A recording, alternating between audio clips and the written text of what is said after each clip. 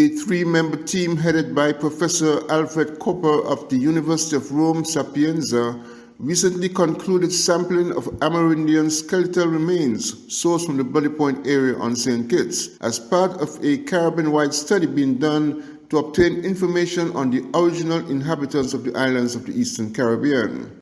The request for a second phase study was approved by the St. Christopher National Trust with specific conditions. According to the Trust Executive Director, Mrs. Etsu Bradshaw-Keynes, it was important to ensure that access to the Amerindian artifacts preserved the very important heritage of the people of St. Kitts and Nevis. Mrs. Bradshaw-Keynes told SK Newsline, quote, "It is our duty to preserve and protect the heritage and history of the people of St. Kitts. I thank the Brimstone Hill Committee, Mrs. Latoya Lake Marshall, the head of the Forensics Department, and her staff," end quote. Under the agreement, the researchers were allowed only to conduct minimal, non-invasive techniques of dental morphology and genetic analysis on archaeological human skeleton artifacts from the Bloody Point archaeological site that was being stored at the Brimstone Hill Fortress.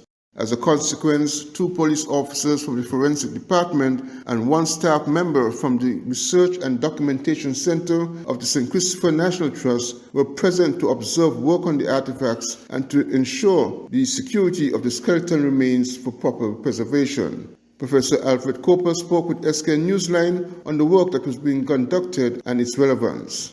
And now we stay here in St. Kitts to analyze the people that live in St. Kitts in around 1000 AD, 1000 Christian era, that was excavated in the 90s from University of Maryland and Harvard University, that was studied from people and for normal anthropology, and now we are checking to improve the data that was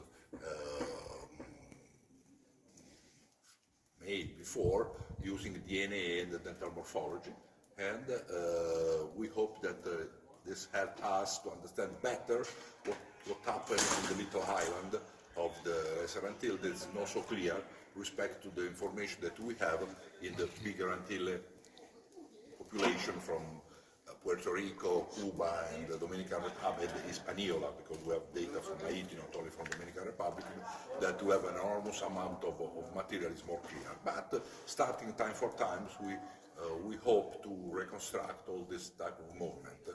And this is our progress, is the reason that we stay here today. We are checking to analyze data morphology, analyzing visually the sort of morphological traits, and we extract powder from the bones that allows to us to have ancient DNA to genomic analysis. We do genomic analysis in reality. We do a complete extraction of DNA for reconstruction, the ancestry, the relation, the kinship from people, and it's very important to understand the archaeology and the movement of population of the area. The sampling of the material took 2 days, and the extracted material will form the basis of DNA studies.